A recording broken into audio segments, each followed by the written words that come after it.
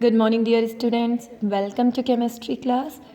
Our new chapter for the revision is chapter 3, atoms and molecules. Previously we have discussed so many times about the atom. हम atom के बारे में बहुत बार पढ़ चुके हैं बच्चों. एटम क्या होता है? जो किसी भी चीज़ की एक छोटी सी पार्टिकल जिसे हम आगे डिवाइड नहीं कर सकते हैं, मीन्स एटम को हम वन वर्ड में कहते हैं इनडिविजिबल पार्टिकल्स, जिसे हम फर्दर डिवाइड नहीं कर सकते. आप कोई भी चीज़ ले लीजिए, उसको तोड़ते जाइए तोड़ते जाइए तोड़ते जाइए, एक टाइम ऐसा आएगा जब आप उसको फर्दर नहीं ब्रेक कर पाएंगे, नहीं डिवाइड कर पाएंगे, तो वो जो छोटा पार्टिकल बचेगा that will be called atom. अब एटम तो आ गया, चलिए ठीक है, एटम के बारे में तो हमने पढ़ लिया. इंडियन फिलोसोफर जो हुआ करते थे, महर्षि कनत क्या बोले थे? उन्होंने कहा था कि जब भी हम किसी भी चीज़ को डिवाइड करते चले जाएंगे और जो फर्दर डिवाइड नहीं होगा वो क्या होगा? डिवाइडिंग मैटर क्या कहलाता है? पदार्थ.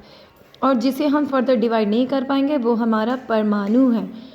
ठीक है, अब इसी के बारे में हम आगे चल के क्या हुआ था, बहुत सारे आपके आए फिलोसोफर्स और एटम्स के बारे में बहुत सारी बातें बोल के गए.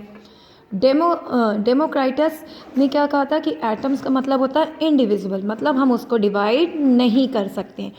इसके बाद क्या हुआ था, 18th सेंचुरी में एंटोइन एल लेवोसियर आए थे. उन्होंने एटम्स के बारे में, अब जब हमने ये कह दिया कि भाई एटम एक ऐसी चीज़ है जिसको हम फर्दर डिवाइड नहीं कर सकते, जब हम उसे डिवाइड नहीं कर सकते तो वो फिर किसी के साथ में कंबाइन कैसे करेगा? तो उसके लिए कुछ लॉज बनाए गए थे. अब वो क्या था? Laws of chemical combination.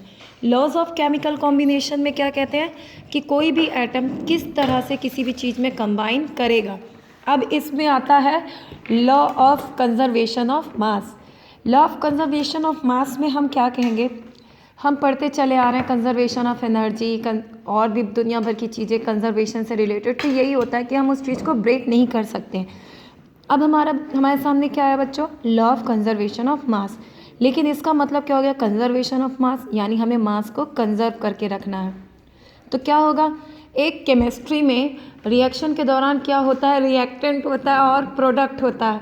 तो कंजर्वेशन ऑफ मास ये कहता है कि किसी भी केमिकल रिएक्शन के समय मास ऑफ रिएक्टेंट और जो मास ऑफ प्रोडक्ट होता है वो एक बराबर होना चाहिए. यानी अगर हमने किसी भी केमिकल रिएक्शन के समय रिएक्टेंट लिया और उसका हमने रिएक्शन कराया, तो ऐसा नहीं है कि अगर हमने 14 ग्राम कोई रिएक्टेंट ले रखा है, 14 ग्राम और एक लेके रखा है 10 ग्राम, तो जब वो कंबाइन होगा तो हमारा जो प्रोडक्ट है वो कितना आना चाहिए? 24 ग्राम.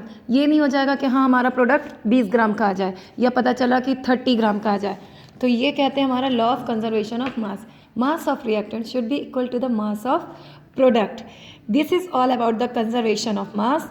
Next is law of constant proportion.